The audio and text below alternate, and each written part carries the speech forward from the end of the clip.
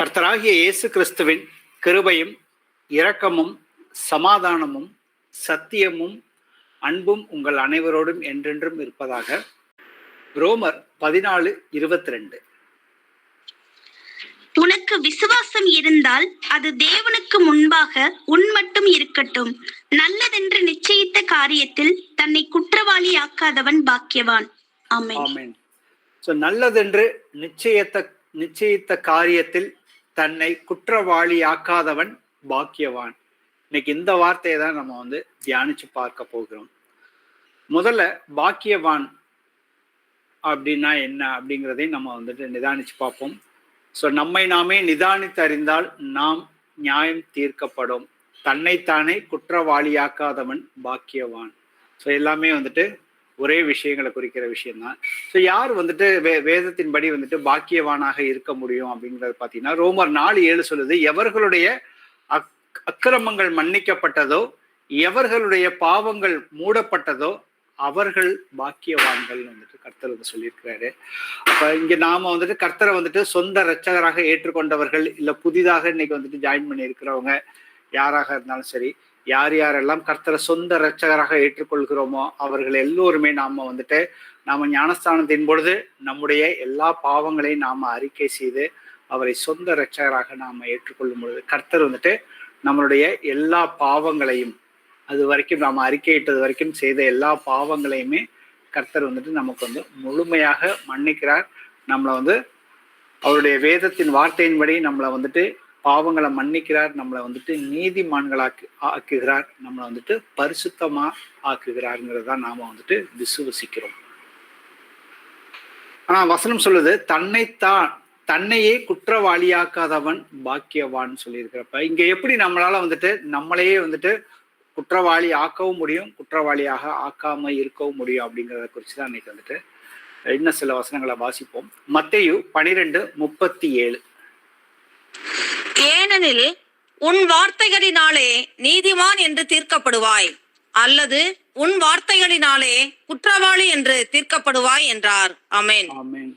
இப்ப எப்ப நம்ம வார்த்தையில தான் நம்மளுடைய சொந்தமா நாம அனுதினமும் பேசுகிற ஆயிரக்கணக்கான வார்த்தைகள் இருக்குது. ஏன்னா தேவனுடைய பிள்ளைகளாக இருக்கிறோம். தேவனுடைய ஆவியை பெற்று கொண்டவர்களாக நாம இருக்கும் பொழுது நம்முடைய வார்த்தைகளினாலே நீதிமான்களாக்கப்படுவோம். அப்படி இல்லைனாக்க நம்முடைய வார்த்தைகளினாலே குற்றவாளி என்று தீர்க்கப்படுவாயின்னு சொல்லி வேதம் நமக்கு தெளிவாக சொல்கிறது. இந்த வசனத்தை கர்த்தராகிய இயேசு கிறிஸ்து பூமியில இருக்கும் பொழுது நமக்கு தெளிவாக சொல்லியிருக்காரு. ஏன்னா இருதயத்தின் நிறைவினால் தான் வாய் பேசுகிறதுன்னு சொல்லியிருக்கிறாரு. அப்ப நம்முடைய இருதயம் எதுல நிறைந்து இருக்கிறது அப்படிங்கிறத நிதானிச்சு பார்ப்போம். நீதிமொழிகள்ல 10:11. நீதிமானுடைய வாய் ஜீவ ஊற்று, கொடுமையோ துன்மார்க்கனுடைய வாயை அடைக்கும். ஆமென். என்னை விசுவசிக்கிறவன் எவனோ அவனுடைய உள்ளத்திலிருந்து ஜீவ தண்ணீர் ஊற்றாக வெளியில வந்துகிட்டே இருக்கணும்னு கர்த்தர் சொல்லியிருக்கிறாரு. அப்ப அது பாத்தீங்கன்னா நம்ம நாவினால, நம்ம வாயினால பேசுற ஒவ்வொரு வார்த்தைகளும் எப்பேற்பட்ட வார்த்தைகளாக இருக்கணும். அது எப்ப அது ஜீவ ஊற்றாக மாறும். சங்கீதம் 37:30, 30-31 வாசி. நீதிமானுடைய வாய் ஞானத்தை உரைத்து அவனுடைய நாவு நியாயத்தை பேசும். அவனுடைய தேவன் அருளிய வேதம் அவன் இருதயத்தில் இருக்கிறது. அவன் நடைகளில் ஒன்றும் பிசகுவதில்லை. ஆமென். ஆமென்.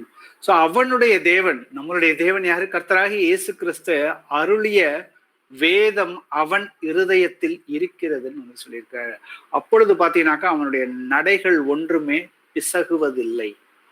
இதுதான் நமக்கு சங்கீதத்துல, நம்ம முதல் சங்கீதத்துல வேதத்தின் மேல் பிரியமாக இருந்து இரவும் பகலும் அவருடைய வார்த்தைகளை தியானிக்கிற மனுஷன் பாக்கியவான் போட்டிருக்கு.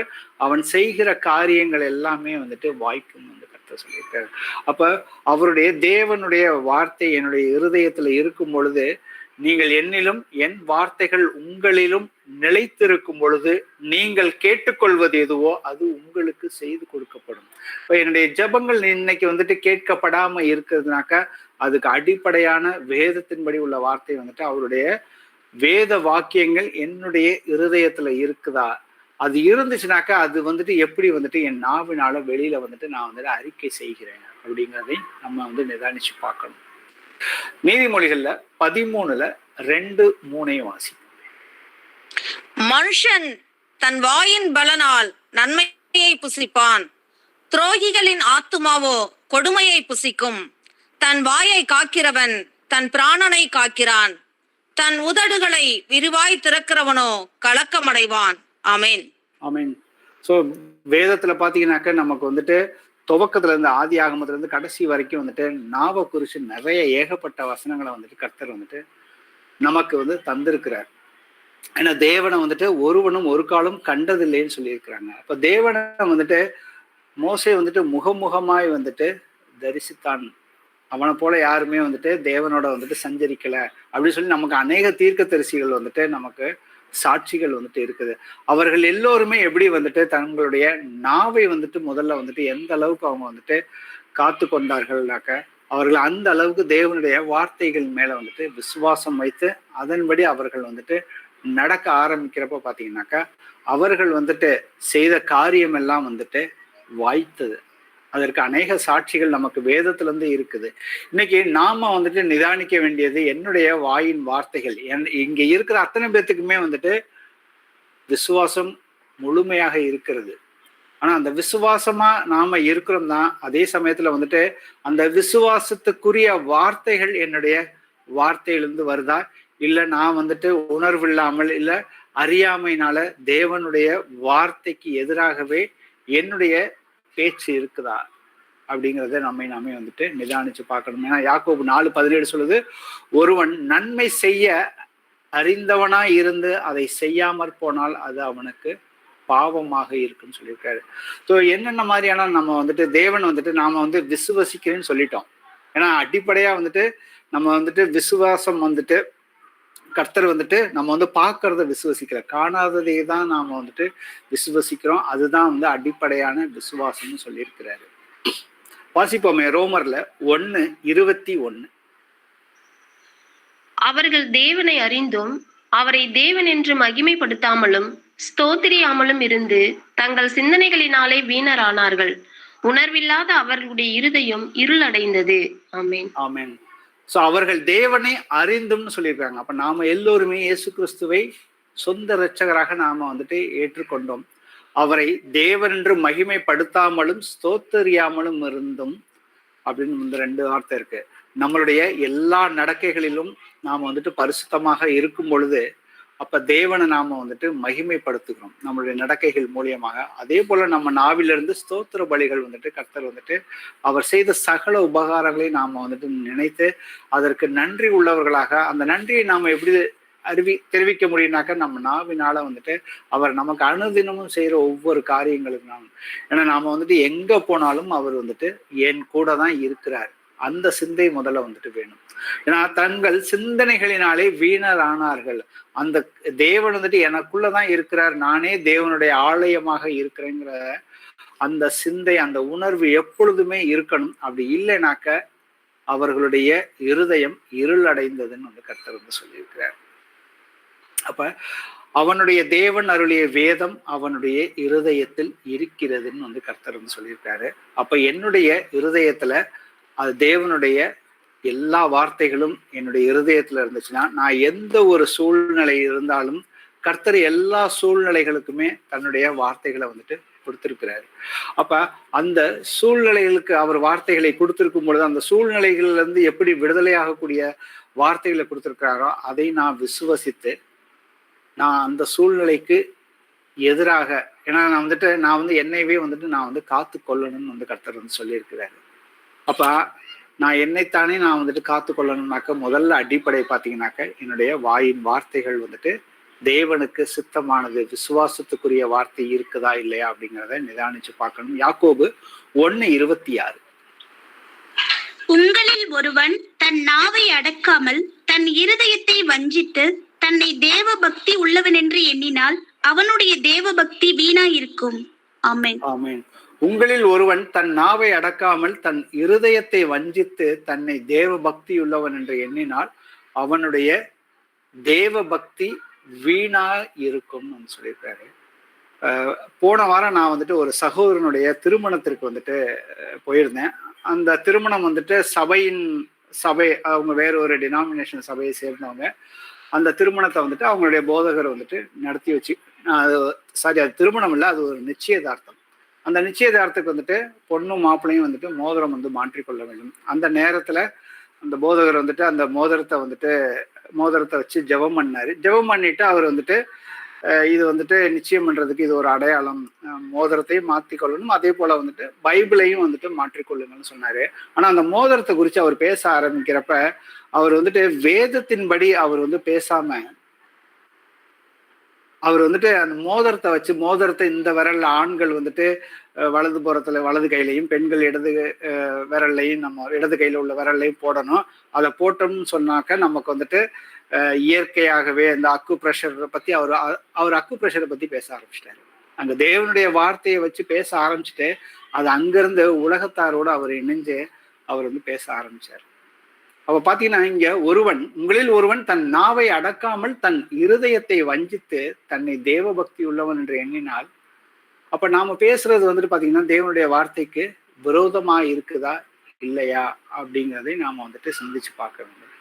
நாம வந்துட்டு அதனாலதான் கர்த்தர் வந்துட்டு பரிசுத்த ஆவியை பெற்றுக்கொண்ட பொழுது நீங்க வந்துட்டு இந்த உலகத்தை விட்டு நீங்க பிரிஞ்சு வரணும்னு வந்து கர்த்தர் சொல்லியிருக்காரு. நீங்க எனக்கு சாட்சிகளாக இருக்கணும்னு சொல்லியிருக்காரு. அது எப்படின்னாக்கா, முதல்ல வந்துட்டு நாம வந்துட்டு அறிக்கை செய்கிற ஒவ்வொரு வார்த்தைகள் மூலியமா தான் இருக்குது. எபிரேயர் 10:23 வாசிப்போம். அல்லாமலும் நம்முடைய நம்பிக்கையை அறிக்கை இடுகிறதில் அசைவில்லாமல் உறுதியாய் இருக்க கடவோம். வாக்குத்தத்தம் பண்ணினவர் உண்மையுள்ளவராய் இருக்கிறாரே. ஆமேன். ஆமேன். நான் இயேசு கிறிஸ்துவ சொந்த இரட்சகராக ஏற்றுக்கொண்டேன். அதுக்கப்புறம் என்னுடைய கிறிஸ்துவ வாழ்க்கை என்பது என்னன்னாக்க, கடைசி வரைக்கும் கர்த்தராகிய இயேசு கிறிஸ்துவின் நாமத்தையும் அவருடைய வார்த்தைகளையும் நாம் அறிக்கை செய்வதுதான் வந்துட்டு கிறிஸ்தவமே ஆக்சுவலா. ஏன்னா கிறிஸ்துவுக்குள்ளதான் வந்துட்டு நமக்கு வந்துட்டு ரட்சிப்பு இருக்குது, விடுதலை இருக்குது, சரீரத்துல வந்துட்டு சுகம் இருக்கு. மற்ற எல்லா பிரச்சனைகள்ல இருந்தும் வந்துட்டு நமக்கு கர்த்தர் வந்துட்டு விடுதலையை தரக்கூடிய எல்லா வார்த்தைகளையுமே நமக்கு வந்துட்டு வேதத்துல ஆதி ஆகமத்திலிருந்து வெளிப்படுத்தின விசேஷம் வரைக்கும் வந்துட்டு கர்த்தர் வந்துட்டு கொடுத்திருக்கிறாரு. அப்ப தேவன் சொன்ன வார்த்தைகளை நான் வந்துட்டு அதை விசுவசிச்சு அதை நான் என்னுடைய நாவினாலே உதடுகளினாலே நான் வந்து அறிக்கை செய்ய வேண்டும். அதை அறிக்கை செய்து அதை ஒற்றுக்கொள்ளும் பொழுதுதான் வந்துட்டு நான் என்னுடைய விசுவாசத்துல வந்துட்டு வளர முடியும். அது வந்துட்டு பூரணப்படும். எபிரேயர் 4:14 வாசிப்போம். வானங்களின் வழியாய் பரலோகத்திற்கு போன தேவ குமாரனாகிய இயேசு என்னும் மகா பிரதான ஆசாரியர் நமக்கு இருக்கிறபடியினால் நாம் பண்ணின அறிக்கையை உறுதியாய் பற்றி கொண்டிருக்க கடவோம். ஆமென். இந்த இடத்துல பாத்தீங்கன்னா அநேக வசனங்கள் இருக்குது. நாம் பண்ணின அறிக்கையை உறுதியாக பற்றி கொண்டு இருக்க வேண்டும். கடைசி வரைக்கும் நாம வந்துட்டு கர்த்தரை வந்துட்டு எந்த ஒரு சூழல்லையுமே வந்துட்டு மறுதளிக்க கூடாது. யாருமே இங்க வந்து மறுதளிக்கல. ஆனா நம்மளுடைய செய்கைகள் மூலியமாக மறுதளிக்க கூடாது. நாம பேசுற வார்த்தைகள் மூலியமாக அவரை வந்து மறுதளிக்க கூடாது. வாசிப்போம் 1 தீமோத்தேயுல 6:12. விசுவாசத்தில் நல்ல போராட்டத்தை போராடு, நித்திய ஜீவனை பற்றிக்கொள், அதற்காகவே நீ அழைக்கப்பட்டாய், அநேக சாட்சிகளுக்கு முன்பாக நல்ல அறிக்கை பண்ணினவனுமாய் இருக்கிறாய். ஆமென்.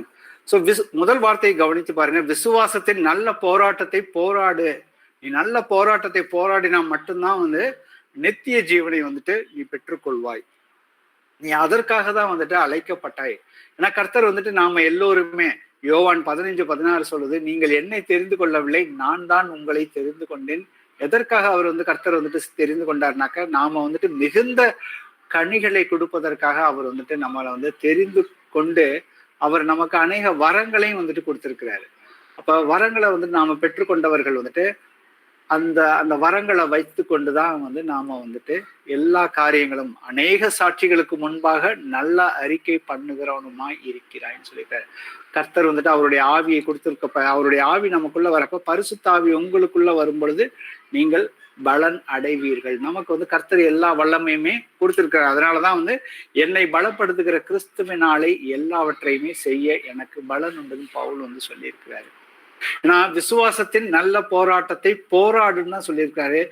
இது வந்துட்டு நாம வந்துட்டு தொடர்ந்து கர்த்தராகி இயேசு கிறிஸ்து வரும் வரைக்கும் நாம வந்து தொடர்ந்து வந்துட்டு விசுவாசத்துல வந்துட்டு நாம அனுதினமும் வந்து வளருகிற பிள்ளைகளாக நாம இருக்க வேண்டும். அப்படி இல்லைனாக்க லூக்கா 18:8 சொல்லுகிறது போல, ஆகிலும் மனுஷகுமாரன் வரும்பொழுது பூமியிலே விசுவாசத்தை காண்பாரோ. அப்ப நாம எப்பொழுதுமே ஆவியில வந்துட்டு அனலாதான் இருக்கணும். நாம வந்துட்டு என்னைக்குமே வந்துட்டு குளிராவும் இருக்கக்கூடாது, அனலும் இல்லாமல் குளிரும் இல்லாமலும் இருக்கக்கூடாது. நாம எப்பொழுதுமே ஆவியிலே அனலாக தான் இருக்க வேண்டும். தெசலோனியருக்கு 1 தெசலோனியர் 5:18-19 சொல்லுது வந்துட்டு ஆவியை நீங்க வந்து அவித்து போடாதிருங்கன்னு சொல்லியிருக்காரு. ஏன்னா அதனாலதான் கர்த்தர் நமக்கு வந்துட்டு அநேக வார்த்தைகளை வந்துட்டு நமக்கு மத்தேயு, மார்க்கு, லூக்கால எல்லாம் நம்ம படிச்சு பார்த்தோம்னாக்க நமக்கு கர்த்தர் வந்துட்டு தாளந்து ஊமைகளை கணக்கு கேட்கறத குறிச்சு ஊழியக்காரர்களிடத்துல வந்து நான் வந்து கண்டிப்பா கணக்கு கேட்பேன் அப்படின்னு வந்துட்டு கர்த்தர் வந்துட்டு சொல்லிக்கிட்டே இருக்கிறாரு.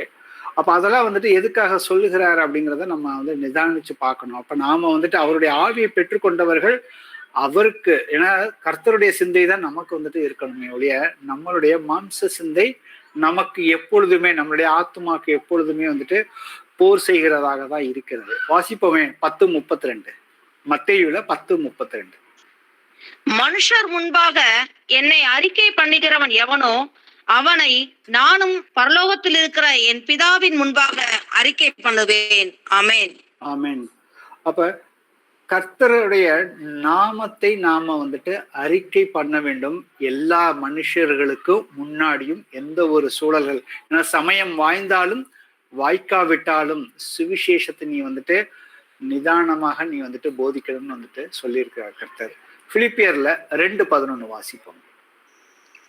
பிதாவாகிய தேவனுக்கு மகிமையாக இயேசு கிறிஸ்து கர்த்தர் என்று நாவுகள் யாவும் அறிக்கை பண்ணும்படிக்கும் எல்லா நாமத்திற்கு மேலான நாமத்தை அவருக்கு தந்தருளினார். ஆமென். இந்த இடத்துல வந்துட்டு பாத்தீங்கன்னாக்கா தேவனுக்கு மகிமையாக இயேசு கிறிஸ்து தான் கர்த்தர் என்று நாவுகள் அறிக்கை பண்ணணும்னு வந்து கர்த்தர் வந்து சொல்லியிருக்காரு.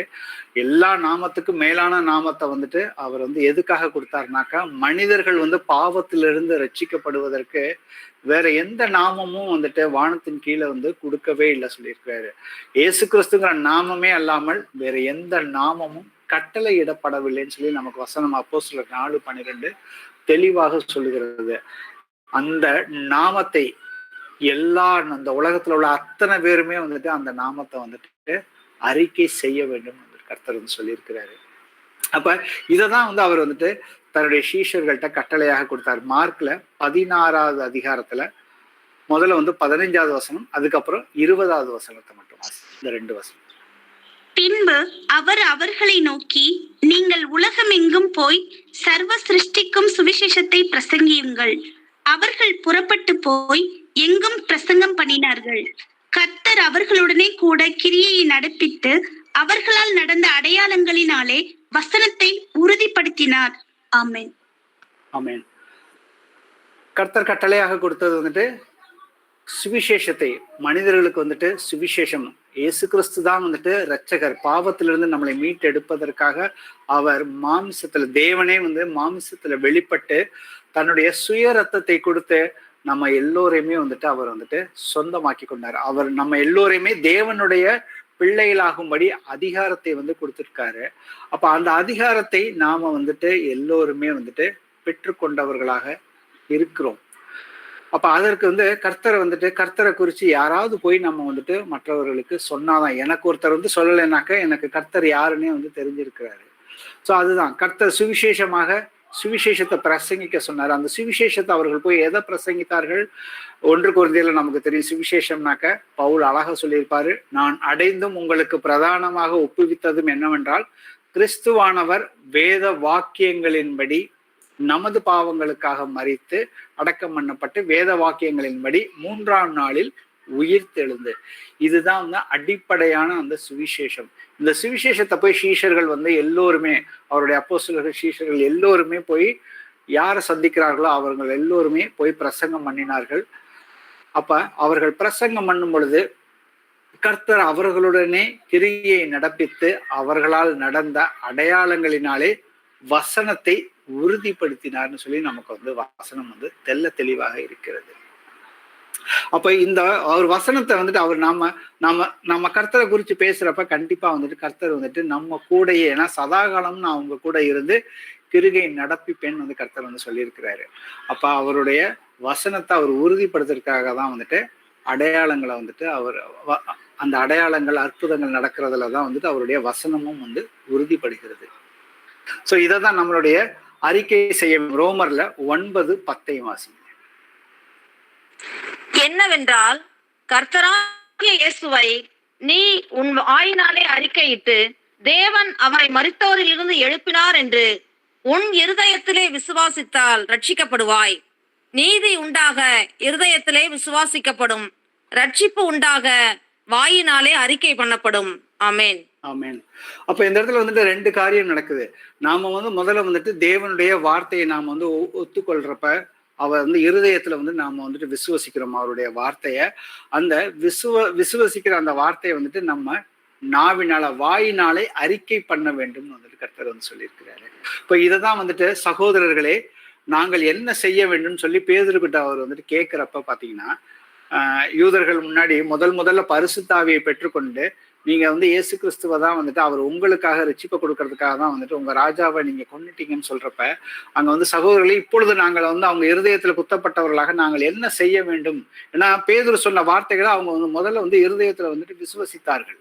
விசுவசித்ததுக்கு அப்புறம் அவர்கள் அடுத்தது வந்து தங்க நாவினால வந்துட்டு அவர்கள் வந்து அடுத்தது நாங்க என்ன செய்ய வேண்டும்னு கேட்கிறப்ப நீங்க வந்துட்டு பாவ மன்னிப்புக்கென்றும் மனம் திரும்பி ஒவ்வொருவரும் பாவம் மன்னிப்புக்கென்றும் இயேசு கிறிஸ்துவின் நாமத்தினாலே ஞானஸ்தானம் பெற்றுக்கொள்ளுங்கள், அப்பொழுது பரிசுத்த ஆவியின் வரத்தை பெறுவீர்கள்னு வந்து சொல்றாரு.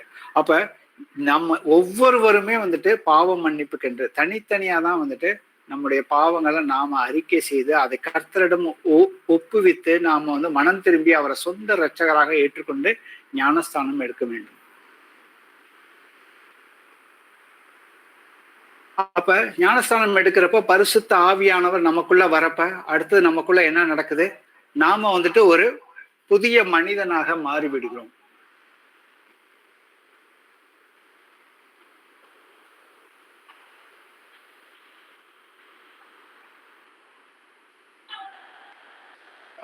பிரதர் ஆரோக்கியதாஸ், உங்களுடைய வீடியோ ஆஃப் பண்றீங்களா?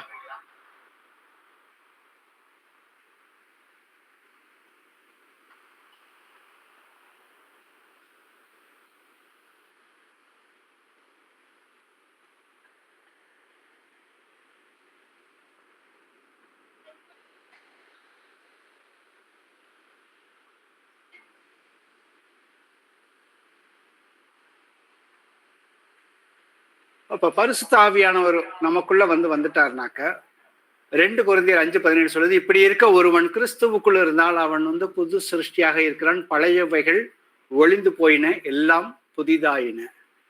அப்ப நான் வந்துட்டு ஒரு புதிய மனுஷனாக மாறுகிறேன்னு சொல்லி கர்த்தர் வந்து சொல்லியிருக்காரு. ஆனா வந்துட்டு என்னுடைய சரீரத்திலேயோ வெளிப்புறமான சரீரத்துல ஒரு மாற்றமும் வரப்போகிறது கிடையாது. ஏன்னா அதற்கு காரணம் வந்துட்டு நமக்குள்ள வந்துட்டு என்ன நடந்திருக்குது அப்படிங்கிறத வேதத்தின்படி பார்த்தோம்னாக்க 1 தெசலோனியர் 5:23 சொல்லுது, உங்கள் ஆவி ஆத்துமா சரீரம் முழுவதும் நம்முடைய கர்த்தராகிய இயேசு கிறிஸ்து வரும் பொழுது குற்றமற்றதாய் இருக்கும்படி காக்கப்படுவதாக வந்து கர்த்தர் சொல்லியிருக்காரு. இந்த இடத்துல பாத்தீங்கன்னாக்க புது சிருஷ்டிங்கிறது பாத்தீங்கன்னா ஒரு மனிதனுக்கு இப்ப நான் இருக்கிறேனாக்க எனக்குள்ள வந்துட்டு கர்த்தர் வந்துட்டு தேவ சாயலாக அவருடைய ஆவியையும் எனக்கு ஒரு ஆத்மாவையும் வந்து கர்த்தர் வந்துட்டு கொடுத்திருக்கிறாரு. அப்ப என்னுடைய ஆவி வந்துட்டு நான் ஆவிக்குரியவன், எனக்கு ஒரு ஆத்மா இருக்கு, நான் வந்து சரீரத்துல வந்துட்டு வாழ்கிறேன். அப்ப பாத்தீங்கன்னாக்க என்னுடைய ஆவி வசனம் என்ன சொல்லுதுனாக்கா 1 கொரிந்தியர் 6:17 கர்த்தரோடு இசைந்து இருக்கிறவன், அவருடைய பரிசுத்த ஆவியை பெற்றுக்கொண்டு இருக்கிறவன் அவருடனே ஒரே ஆவியாய் இருக்கிறான். அப்ப நான் வந்துட்டு புது சிருஷ்டியா மாறி இருக்கேங்கிறது பாத்தீங்கன்னாக்க என்னுடைய ஆவி வந்து எப்பொழுதுமே வந்துட்டு பரிசுத்தமாக தான் இருக்கும். ஆனா எனக்குள்ள இருக்கிற அடுத்த 2 பகுதிகள் ஆத்துமாவும் சரீரமும், அது ரெண்டுமே வந்துட்டு எப்பொழுதுமே இன்னும் வந்துட்டு பழைய காரியங்களை தான் வந்துட்டு சிந்தித்து கொண்டு இருக்கிறது, பழைய விஷயங்களை தான் வந்துட்டு செய்து கொண்டு இருக்கிறது, எந்த ஒரு மாற்றமும் இல்லை. ஆனா கிறிஸ்துவின் ஆவி எனக்குள்ள இருந்துச்சுனாக்க அப்ப நான் வந்துட்டு என்னையவே வந்துட்டு கர்த்தர் சொல்லியிருக்காரு, நான் வந்து ஜீவ பலியாக என்னுடைய சரீரத்தை நான் வந்து ஜீவ பலியாக ஒப்பு கொடுக்க வேண்டும். அதை எப்படி ஒப்பு கொடுக்க வேண்டும்னாக்க ரோமர் 12:2 சொல்றதுபடி, நீங்கள் இந்த பிரபஞ்சத்திற்கு ஒத்த வேஷம் தெரியாமல் தேவனுடைய நன்மையும் பிரியமும் பரிபூர்ணமான சித்தம் என்னதென்று பகுத்தறியத்தக்க உங்கள் மனம் புதிதாகிறதுனாலே மறுரூபமாகுங்கள்னு சொல்றாரு. இப்ப நம்மளுடைய மைண்டு, நம்மளுடைய மனது, நம்மளுடைய மனதுக்குள்ள பாத்தீங்கன்னாக்க நம்மளுடைய பழைய நினைவுகள், நம்மளுடைய சிந்தனைகள், இது எல்லாமே வந்துட்டு மாறணும். அதை எப்படி மாற்ற முடியும்னாக்க, கர்த்தருக்கு பிரியமானது எது அப்படின்னு சொல்லி அவருடைய வேதம் வந்துட்டு நம்மளுடைய இருதயத்துக்குள்ள இருக்கும் பொழுது, நான் எல்லா காரியங்களுக்கும், ஏன்னா கர்த்தர் வந்துட்டு நமக்கு சொல்லியிருக்காரு, நாம எல்லோருமே வந்துட்டு பரிசுத்த ஆவியை பெற்றுக்கொண்டவர்கள், கர்த்தருடைய சிந்தையை உடையவர்களாக நாம வந்துட்டு இருக்கிறோம். அப்ப நான் வந்துட்டு என்னுடைய கிரிகைகள்ல நான் வந்துட்டு மாற்றங்களை நான் வந்துட்டு கொண்டு வந்துகிட்டே இருக்கணும். அப்பதான் வந்துட்டு ஆவி, அந்த ஆத்துமா வந்துட்டு கர்த்தருடைய வசனத்தை எல்லாவற்றையுமே ஏற்றுக்கொண்டு அதை என்னுடைய சரீரத்தின் மூலியமாக நான் வந்துட்டு கர்த்தருக்கு வந்துட்டு என்னைத்தானே நான் வந்து ஜீவ பலியாக நான் ஒப்பு கொடுக்க வேண்டும். யாக்கோபு 2:26 வாசிப்போம். அப்படியே ஆவி இல்லாத சரீரம் செத்ததா இருக்கிறது போல கிரியைகள் இல்லாத விசுவாசமும் செத்ததா இருக்கிறது. ஆமென். ஆமென். சோ இந்த இடத்துல கிரிகை இல்லாத விசுவாசம் செத்ததாக இருக்கிறதுன்னு வந்து கர்த்தர் வந்து சொல்லியிருக்கிறாரு. அப்ப எனக்குள்ள வந்துட்டு ஒரு மனுஷனுக்குள்ள வந்துட்டு விசுவாசம் எப்படி வரும்? ரோமர் 10:17 சொல்றதுபடி விசுவாசம் கேள்வினாலே வரும், கேள்வி தேவனுடைய வசனத்தினாலே வரும் வந்து சொல்லியிருக்கிறாரு. அப்ப வாசிப்போமே, எபிரேயர்ல 4:12 வாசிப்போம். தேவனுடைய வார்த்தையானது ஜீவனும் வல்லமையும் உள்ளதாயும் இருபுறமும் கருக்குள்ள எந்த பட்டயத்திலும் கருக்கானதாயும் ஆத்துமாவையும் ஆவியையும் கணுக்களையும் ஊனையும் பிரிக்கத்தக்கதாக உருவ குத்துகிறதாயும் இருதயத்தின் நினைவுகளையும் யோசனைகளையும் வகையறுக்கிறதாயும் இருக்கிறது. ஆமென்.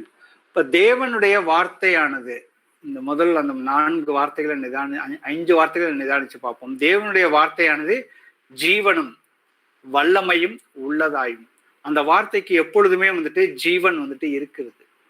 அதுக்கப்புறம் அந்த வார்த்தையில வந்துட்டு வல்லமை இருக்கிறதுங்கிறத நாம எப்பொழுதுமே வந்துட்டு விசுவாசிக்க வேண்டும். அதை விசுவாசிச்சு நாம நம்மளுடைய நாவினால அறிக்கை செய்கிறப்ப கண்டிப்பா வந்துட்டு எல்லா காரியங்களும் வந்து கர்த்தர் வந்துட்டு நமக்கு வந்துட்டு விடுதலை கொடுப்பதற்கு எப்பொழுதுமே வந்துட்டு அவர் தயாராக தான் இருக்கிறார். அதை நாம வந்துட்டு கிரிகைகள்ல வந்துட்டு காட்டுறோமாங்கிறத நாம வந்துட்டு நிதானிச்சு பார்க்க வேண்டும். ஏன்னா கிரிகைகள் இல்லாத விசுவாசம் செத்ததாய் இருக்கிறதுன்னு சொல்லி நம்ம வந்துட்டு இப்பதான் வாசிச்சோம். அந்த தேவனுடைய வார்த்தையானது என்ன பண்ணுதுனாக்க, நமக்குள்ள நம்முடைய ஆத்துமாவையும் ஆவியையும் வந்துட்டு பிரிக்கிறதுக்கு வல்லமை உள்ளதாக இருக்குதுன்னு சொல்லியிருக்காரு. அதே போல நம்மளுடைய இருதயத்துல உள்ள நம்மளுடைய நினைவுகளையும் நம்மளுடைய யோசனைகளையுமே வகையறுக்கிறதாகவும் இருக்குது. ஸோ நாம வந்துட்டு அதனாலதான் வந்துட்டு இருதயத்தின் நிறைவினால் வாய் வந்துட்டு நாம வந்துட்டு பேசுகிறோம் கர்த்தர் வந்து சொல்லியிருக்கிறாரு. ஏன்னா தேவனுடைய வார்த்தைக்கு அவ்வளவு வந்துட்டு வல்லமை உள்ளது. நான் உலகத்தார் வந்து சொல்லுவாங்க, பேனா வந்துட்டு ஒரு வாளை விட வலிமையானதுன்னு வந்து சொல்லுவாங்க. அப்போ உலகத்தானே வந்துட்டு ஒரு பேனாவை வந்துட்டு இந்த பேனாவில் உள்ள வார்த்தைகளுக்கு அவளை வலிமை இருக்குன்னு சொல்லி தேசங்களை வந்துட்டு புரட்டி போட்டு பெரிய புரட்சியை ஏற்படுத்தின வரலாறுகளை நாம வந்துட்டு வாசித்து பார்த்திருக்கிறோம். அந்த பேனாவை வைத்து எழுதக்கூடிய வார்த்தைகளுக்கு அவ்வளவு வல்லமை இருக்குன்னு சொல்றாங்க. அப்ப அப்படி பார்த்தாக்க நமக்கு கர்த்தர் வந்துட்டு அவருடைய அதிகாரமுள்ள அந்த வார்த்தையை எனக்கு வந்து கொடுத்திருக்கிறாரு. அப்ப அது பேனாவை விட நம்மளுடைய நாவில வந்து இருக்கிற ஒவ்வொரு வார்த்தைகளுக்கும் அவ்வளவு வல்லமையாக இருக்கிறது. தேவன் எப்படி வந்துட்டு மாம்சத்துல வெளிப்பட்டு இயேசு கிறிஸ்து பூமியில இருக்கும் பொழுது பிசாசானவன் கர்த்தரை வந்துட்டு சோதிக்கிறப்ப இப்படி எழுதி இருக்கிறது, வேதத்துல இது எழுதியிருக்குன்னு சொல்லிட்டு நான் சொல்லுவதெல்லாம் பிதாவினுடைய வார்த்தைகள்னு வந்து கர்த்தர் வந்து சொல்றாரு. அதே வார்த்தைகளை தான் கர்த்தர் நம்மளை வந்துட்டு அதே ஆவியானவர் தான் நமக்கு கொடுத்திருக்காரு. அதே வார்த்தைகளை தான் எல்லா சூழ்நிலைகளும், அவர் ஒவ்வொரு சூழ்நிலைகளுக்கும் கர்த்தர் வந்து வார்த்தைகளை கொடுத்திருக்காரு. அந்த வார்த்தைகளை நாம விசுவாசித்து அதை அறிக்கை செய்யும் பொழுது நாம வந்துட்டு எல்லா பிரச்சனைகள்ல இருந்து நமக்கு வந்து விடுதலை. ஏன்னா நான் வந்துட்டு திருடன் திருடவும் கொல்லவும் அழிக்கவும் வருகிறான் என்று வேறொன்றுக்கும் வரான் அப்படின்னு சொல்லியிருக்காரு.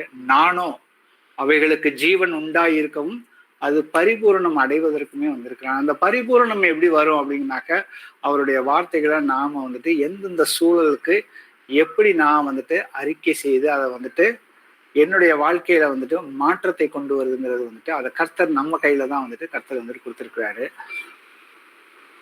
சங்கீதம் 50:23 வாசிப்போம்.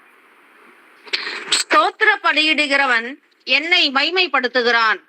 தன் வழியை செவைப்படுத்துகிறவனுக்கு தேவனுடைய ரட்சிப்பை வெளிப்படுத்துவேன் என்று சொல்லுகிறார். ஆமென். ஸ்தோத்திர பலியிடுகிறவன் என்னை மகிமைப்படுத்துகிறான். நான் கர்த்தர் கொலோசியர்ல 1:16 அவர் தான் இயேசு கிறிஸ்துவை வைத்துதான் அவரை கொண்டும் அவருக்கென்றும் சிருஷ்டிக்கப்பட்டது. எது சிருஷ்டிக்கப்பட்டது? சகலமும், இந்த உலகத்துல இருக்கிறது, பரலோகத்தில் உள்ளவைகளும் பூலோகத்திலும் உள்ளவைகளும் ஆகிய காணப்படுகிறதும் காணப்படாதவைகளும் ஆகிய சகல வஸ்துக்களும், சிங்காசனங்களானாலும் சரி, கர்த்தத்துவங்களானாலும் துரைத்தனங்களானாலும் அதிகாரங்களானாலுமே எல்லாமே கர்த்தர் தான். இன்னைக்கு நம்ம கண்ணு முன்னாடி இருக்கிறது, இல்லாதது, நான் முதற்கொண்டு ஒவ்வொருத்தருமே நாம எல்லோருமே கர்த்தருடைய சிருஷ்டிக்கப்பட்டவர்களாக தான் நாம இருக்கிறோம். அதற்காக நாம எது நடந்தாலுமே இந்த பூமியில எனக்கு எது நடந்தாலுமே எல்லா நேரத்திலையும் கர்த்தருக்கு நான் நன்றி உள்ளவனாக ஸ்தோத்திரம் செலுத்தும் பொழுது நான் கர்த்தரை நான் மகிமைப்படுத்துகிறேன்னு சொல்லியிருக்காரு. சங்கீதம் 34:1 இதுதான் சொல்லுது. கர்த்தரை நான் எக்காலத்திலும் ஸ்தோத்தரிப்பேன், அவர் துதி எப்பொழுதும் என் வாயில் இருக்கும். எபேசியர்ல 4:29 வாசிப்போம். கெட்ட வார்த்தை ஒன்றும் உங்கள் வாயிலிருந்து புறப்பட வேண்டாம். பக்தி விருத்திக்கு ஏதுவான நல்ல வார்த்தை உண்டானால் அதையே கேட்கிறவர்களுக்கு பிரயோஜனம் உண்டாகும்படி பேசுங்கள். ஆமென். சோ கர்த்தராகிய இயேசு கிறிஸ்துவின் ஆவி எனக்குள்ள இருக்குது. நான் இயேசு கிறிஸ்துவின் ஆவி இல்லாதவன் அவருடையவன் அல்லன்னு சொல்லியிருக்கிறாரு. அப்ப அவருடைய தேவனுடைய வார்த்தையானது ஜீவனும் வல்லமையும் உள்ளது. அப்ப என்னுடைய சரீரத்துக்குள்ள கர்த்தராகி இயேசு கிறிஸ்து இருக்கும் பொழுது, அவருடைய ஆவி இருக்கும் பொழுது, என்னுடைய நாவிலிருந்து எந்த ஒரு சூழ்நிலையிலுமே தேவனுக்கு சித்தமில்லாத வார்த்தைகள் வரவே கூடாது. அதுதான் கெட்ட வார்த்தை ஒன்றும் உங்கள் வாயிலிருந்து புறப்பட வேணாம். ஆனா கர்த்தர் சொல்லியிருக்காரு, பக்தி விருத்திக்கு ஏதுவான நல்ல வார்த்தைகளே. ஏன்னா விசுவாசம் உள்ள வார்த்தைகளை நாம நான் எனக்குள்ளேயும் நான் பேசிக்கொள்ளும் பொழுதும் சரி, என் குடும்பத்துக்குள்ளேயும் பேசும் பொழுதும் சரி, எந்த ஒரு சூழ்நிலையும், அதே போல மற்றவர்களோடு நான் பேசும் பொழுதும் பக்தி விருத்திக்கு ஏதுவான நல்ல வார்த்தைகளை நாம பேசணும்னு சொல்லியிருக்காரு. அப்படி நாம பேசும் பொழுது என்னாகனாக்க நாம நம்மளுடைய வார்த்தைகளினாலே பிசாசானவனால் பிடிபட மாட்டோங்கிறது தான் கர்த்தர் நமக்கு எச்சரிப்பா எப்பொழுதுமே சொல்லி கொண்டே இருக்கிறார். அதனாலதான் வேதம் உங்களுடைய இருதயத்துல இருக்கணும். அப்ப நாம பேசுற ஒவ்வொரு வார்த்தைகளையுமே அதை ஒழுங்காக சரிப்படுத்த வேண்டும்ங்கிறது தான் கர்த்தருடைய சித்தமாக இருக்கிறது. வெளிப்படுத்தின விசேஷத்துல 12:11 வாசிப்போம்.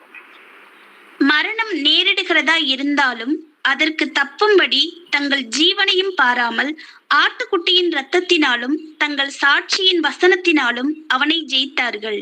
ஆமென். சோ பிசாசானவனை எப்படி ஜெயிக்க முடியும் அப்படின்னாக்க, ஒன்று, ஆட்டுக்குட்டியின் இரத்தத்தினாலும். நம்முடைய பாவங்களுக்காக அவர் தன்னுடைய இரத்தத்தை கொடுத்தாரு.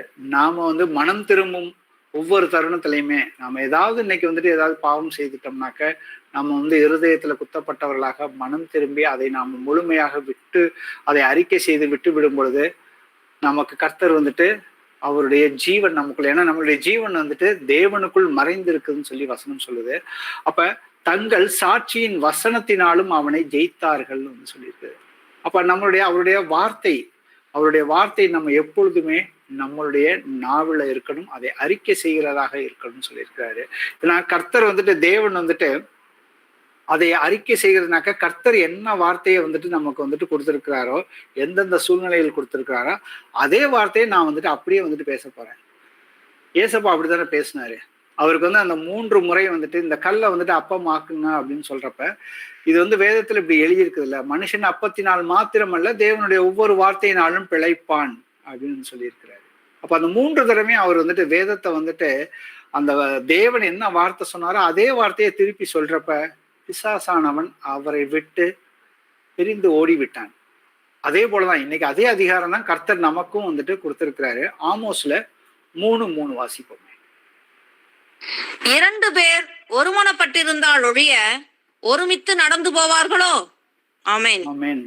2 பேர் ஒரு காரியத்தை குறிச்சு ஒருமிக்கணும். ஏன்னா கர்த்தர் சொல்லிக்காரு, இந்த பூமியிலே 2 பேர் குறைஞ்சபட்சம் ஒரு காரியத்தை குறிச்சு ஒருமனப்பட்டு நீங்க ஜெபம் பண்ணீங்கன்னா, அதை விசுவாசத்தோடு ஜெபம் பண்ணாக்கா அதை நான் உங்களுக்கு செய்து கொடுப்பேன்னு வந்துட்டு கர்த்தர் வந்து சொல்லியிருக்கிறாரு.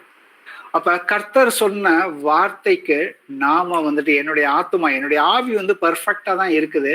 ஆனா என்னுடைய ஆத்துமா வந்துட்டு தேவனுடைய வார்த்தைக்கு வந்துட்டு ஒருமனப்படணும். அதை வந்துட்டு விசுவசிக்கணும், அங்கீகரிக்கணும், அதை அறிக்கை செய்யணும். அதுக்கப்புறம் அதன்படி நான் நடக்க வேண்டும். அப்படி நடக்கும் பொழுதுதான் வந்துட்டு எப்பொழுதுமே நாம வந்துட்டு தேவனோடு சஞ்சரித்து கொண்டு இருக்க முடியும்னு வந்து சொல்லியிருக்கிறாரு. வேணா வாசிப்போமே, ஆதி ஆகமத்துல 5:24, அதுக்கு அடுத்தது எபிரேயர்ல 5:11 வாசிப்போம். ஏனோக்கு தேவனோடு சஞ்சரித்து கொண்டிருக்கையில் காணப்படாமற் போனான், தேவன் அவனை எடுத்துக்கொண்டார். அடுத்ததையும் வாசிச்சிருங்க சார், எபிரேயர் 11:5.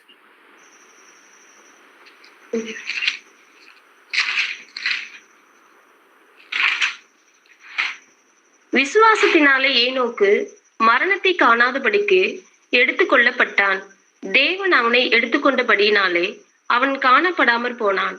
அவன் தேவனுக்கு பிரியமானவன் என்று அவன் எடுத்துக்கொள்ளப்படுவதற்கு முன்னமே சாட்சி பெற்றான். ஆமென். ஏனோக்கு வந்து தேவனோடு சஞ்சரித்து கொண்டிருக்கையில் காணாமற் போனான். ஆமோஸ் 3:3 சொல்லுது, 2 பேர் ஒருமனப்பட்டு இருந்தால் ஒழிய ஒருமித்து நடந்து போவார்களோ அப்படிங்கிற அந்த வசனத்தின்படி பாத்தீங்கன்னாக்க ஏனோக்கு எப்படி வந்துட்டு தேவனோட சஞ்சரித்து கொண்டார் அப்படின்னு பாத்தீங்கன்னா அடுத்த வசனம் சொல்லுகிறது, அவன் தேவனுக்கு பிரியமானவன் என்று அவன் எடுத்துக்கொள்ளப்படுவதற்கு முன்பே சாட்சி பெற்றான். அப்ப தேவனுக்கு அவன் வந்து எப்படி வந்துட்டு பிரியமாக இருந்தான்னு பாத்தீங்கன்னாக்க வசன துவக்கத்துல விசுவாசத்தினாலே ஏனோக்கு மரணத்தை காணாதபடி எடுத்துக்கொள்ளப்பட்டான் அப்படின்னு வந்து வசனம் தெளிவாக இருக்கிறது. சோ விசுவாசம் கேள்வினாலே வரும், கேள்வி தேவனுடைய வசனத்தினாலே வரும். அப்ப அவன் வந்துட்டு தேவனோடு அவன் உயிரோடு வாழ்ந்த எல்லா நாட்களிலுமே அவன் வந்துட்டு தேவனுடைய வார்த்தைக்கு அவன் வந்து கீழ்ப்படிஞ்சு அவன் நடந்தான்னு சொல்லி நமக்கு சாட்சியாக சொல்லுது. இதே போலதான் ஆதி ஆகமத்துல வாசிப்போமே 6:9 வசனம். நோவாவின் வம்ச வரலாறு. நோவா தன் காலத்தில் இருந்தவர்களுக்குள்ளே நீதிமானும் உத்தமனுமாய் இருந்தான். நோவா தேவனோடே சஞ்சரித்துக் கொண்டிருந்தான். ஆமென். அவன் முதல்ல வந்துட்டு பாத்தீங்கன்னாக்க நோவா தன் காலத்தில் இருந்தவர்களுக்குள்ளே நீதிமானும் உத்தமனுமாய் இருந்தான். நோவா தேவனோடு சஞ்சரித்து கொண்டிருந்தான். அதே போலதான், ஏன்னா தேவன் வந்துட்டு அவன் வந்து தேவனுடைய வார்த்தையை விசுவசிச்சான். அப்ப தேவனுடைய வார்த்தை அவனுக்கு வெளிப்பட்டும் பொழுது அவன் வந்துட்டு ஒரு பேழையை வந்துட்டு 100 வருஷமா வந்துட்டு அவன் வந்து கட்டினாங்கிறது நமக்கு வந்து தெரியும். அப்ப அந்த 100 வருஷத்துல அவன் வந்துட்டு எதன் அடிப்படையில அவன் கட்டினான்னாக்க அவன் அந்த 100 வருஷமா அவன் வந்து கட்டும் பொழுது அவன் வந்துட்டு நீதியை வந்துட்டு பிரசங்கித்து கொண்டுதான் வந்துட்டு அந்த பேழையை வந்துட்டு அவன் வந்து கட்டி இருக்கிறான்.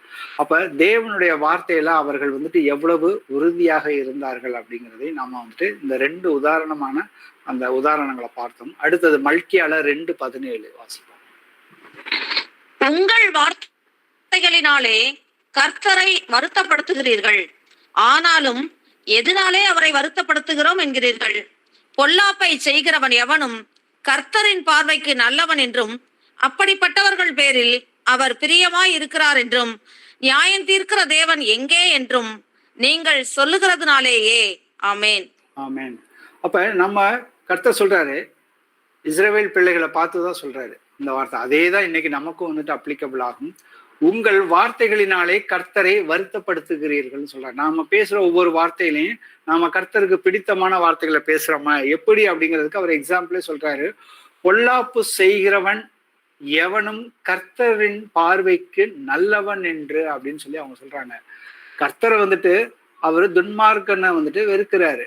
அது வந்து பாவிகளை வந்துட்டு கர்த்தர் வந்துட்டு அன்பு செய்யறாரு. ஆனா மனம் திரும்புறவர்கள் மேலதான் வந்துட்டு அவர் அன்பு வைக்கிறாரு. ஆனா இங்க இருக்கிறவங்க என்ன சொல்றாங்கன்னாக்கா, பொல்லாப்பு செய்கிறவன் எவனும் கர்த்தரின் பார்வைக்கு நல்லவன் என்றும் அவர்கள் வந்து தங்கள் நாவினால வந்துட்டு அப்படிப்பட்டவர்கள் மேல வந்துட்டு அவர் பிரியமா இருக்கிறார் என்றும் நியாயம் தீர்க்கிறவர் தேவன் எங்கே என்றும் நீங்கள் சொல்லுகிறதுனாலேன்னு சொல்லி தேவனுடைய வார்த்தையை வச்சு அவங்க வந்துட்டு கலப்பா பேசி கர்த்தருக்கு விரோதமான வார்த்தைகளை வந்துட்டு பேசுறாங்க. இததான் மல்கியால 3:13 வாசிப்போம். நீங்கள் எனக்கு விரோதமாய் பேசின பேச்சுகள் கடினமாய் இருக்கிறது என்று கர்த்தர் சொல்லுகிறார், ஆனாலும் உமக்கு விரோதமாய் என்னத்தை பேசினோம் என்கிறீர்கள். ஆமென். அதே போலதான் இன்னைக்கு நாம இந்த வார்த்தையை நிதானிச்சு பார்ப்போம். ஆனாலும் உமக்கு விரோதமாக என்னத்தை பேசினோம் என்கிறீர்கள். நமக்கு வந்து இன்னைக்கு வந்துட்டு பாவம் அப்படின்னு நம்ம உலகத்தாரோட நாம வந்து கம்பேர் பண்ண ஆரம்பிக்கிறோம். இன்னொரு சகோதரரோட நான் ஒரு 2-3 வாரத்துக்கு முன்னாடி பேசும்பொழுது, நான் வந்துட்டு கரெக்டா தானே பிரதர் இருக்கிறேன், நான் ஒழுங்கா இருக்கேன், நான் நல்லவனா இருக்கேன், நான் யாருக்கும் தீமை செய்யல அப்படின்னு சொல்லி நிறைய வார்த்தைகளை வந்துட்டு தன்னை குறிச்சு அவர் வந்துட்டு அடுக்கி கொண்டே போனாரு. பிரதர், இது தன்னை குறிச்சு, ஏன்னா பவுலே வந்து சொல்லியிருக்காரு, நான் என்னுடைய மனசாட்சி எனக்கு சுத்தமா இருக்குதுன்னு சொல்றாரு. ஆனா வந்துட்டு என்னை நியாயம் தீர்ப்பு செய்ய போகிறவர் வந்து கர்த்தராகி இயேசு கிறிஸ்துன்னு சொல்லி இருக்கிறப்ப, அப்ப நான் வந்துட்டு என்னுடைய வார்த்தைகள் வந்துட்டு எப்பேற்பட்ட வார்த்தைகள், அது தேவனுக்கு பிரியமுள்ள வார்த்தையா இருக்குதா இல்லையா அப்படிங்கிறதை நாம வந்துட்டு நிதானிச்சு பார்ப்போம். ஏன்னா கர்த்தர் சொல்லியிருக்காரு மத்தேயு 12:37, உன் வார்த்தைகளினாலே நீதிமான் என்று தீர்க்கப்படுவாய், அல்லது உன் வார்த்தைகளினாலே குற்றவாளி என்று தீர்க்கப்படுவாய். அப்ப நம்மளுடைய வார்த்தைகள்னாலதான் நாம வந்துட்டு நியாயம் தீர்க்கப்படுவோம். அது கடைசி நாள்ல மாத்திரம் கிடையாது, நாம இன்னைக்கு வாழ்ந்து கொண்டிருக்கிற ஒவ்வொரு நாட்களிலுமே அது வந்துட்டு நாம என்ன மாதிரி வார்த்தை பேசுறோம், நமக்கு என்ன மாதிரியான சம்பவங்கள் நம்மளை சுற்றி நடக்குது அப்படிங்கிறத நம்ம வந்து இன்னும் ஒரு சில வசனங்கள்ல நாம வந்து இன்னும் தியானிச்சு பார்ப்போம். சங்கீதம் 103:12 வாசிப்போமே. மேற்குக்கும் கிழக்குக்கும் எவ்வளவு தூரமோ அவ்வளவு தூரமாய் அவர் நம்முடைய பாவங்களை நம்மை விட்டு விலக்கினார். ஆமென். ஆமென். கர்த்தரை வந்துட்டு சொந்த இரட்சகராக ஏற்றுக்கொண்டதுக்கு அப்புறம் நாம வந்துட்டு நம்மளுடைய பாவங்களை நாம அறிக்கையிட்டால் கண்டிப்பா கர்த்தர் வந்துட்டு எல்லா அநியாயத்தையுமே, நம்மளுடைய பாவங்களை மன்னிச்சு எல்லா அநியாயத்தையும் நீக்கி சுத்திகரிப்பதற்கு அவர் உண்மையும் நீதியும் உள்ளவராக இருக்கிறார்னு சொல்லிட்டோம். வசனம் வந்து இததான் வந்து நமக்கு வந்து தெளிவா சொல்லுகிறது. அதான் மேற்குக்கும் கிழக்குக்கும் எவ்வளவு தூரமோ அவ்வளவு தூரமாய் அவர் நம்மளுடைய பாவங்களை நம்மை விட்டு விலக்கினார். எப்பொழுது அதுக்கு கண்டிஷன் வந்து வச்சிருக்கிறாரு, நம்முடைய பாவங்களை நம்ம பாவங்களுக்காக மனஸ்தாபப்பட்டு அறிக்கையிட்டு நாம் அதை விட்டு விடும் பொழுது அதை அவர் கண்டிப்பா எல்லாத்தையுமே மன்னிச்சிடறாரு. ஆனா இன்னமும் வந்துட்டு எனக்கு வந்துட்டு ஏதோ ஒரு பிரச்சனைகள் இருக்குது என் வாழ்க்கையில அப்படின்னு சொல்லிட்டு நாம வந்துட்டு அந்த பிரச்சனையில இருந்து எப்படி வந்துட்டு அந்த பிரச்சனைக்கு என்ன சோர்ஸ் அதுங்கிறத பார்க்காம இன்னும் கர்த்தர் வந்துட்டு என் பாவங்களை வந்துட்டு இன்னும் மன்னிக்கல, நான் வந்துட்டு இன்னும் சிறு வயதுல செய்த பாவங்களை வந்து கர்த்தர் என் மேல சுமத்துறாரு அப்படின்னு நாம வந்துட்டு ஏதோ ஒரு அவசரத்துல நாம வந்துட்டு கர்த்தருடைய வார்த்தைக்கு விரோதமாக நாம வந்து பேசணும்னாக்க நம்மளை நாமே வந்துட்டு குற்றவாளியாக நம்மளே நாம ஆக்கி கொள்கிறோங்கிறத இந்த வசனத்தின் மூலியமா நாம எப்படி பேசுறோம் இந்த வசனத்துக்கு எதிராங்கிறதுக்காக இது ஒரு எடுத்துக்காட்டாக நாம வந்து பார்க்க முடியுது. சங்கீதம் 91:10 வாசிப்போம். ஆகையால் பொல்லாப்பு உனக்கு நேரிடாது, வாதை உன் கூடாரத்தை அணுகாது. ஆமென். கர்த்தர் சொந்த இரட்சகராக ஏற்றுக்கொண்டதுக்கு அப்புறம் உனக்கு எந்த ஒரு பொல்லாப்பும் நேரிடாதுன்னு சொல்லி நமக்கு பைபிள்ல அநேக வாக்குத்தத்தங்கள், பைபிள் முழுக்க வந்துட்டு நமக்கு வந்துட்டு வாக்குத்தத்தங்கள் தான் கர்த்தர் வந்துட்டு கொடுத்திருக்கிறாரு.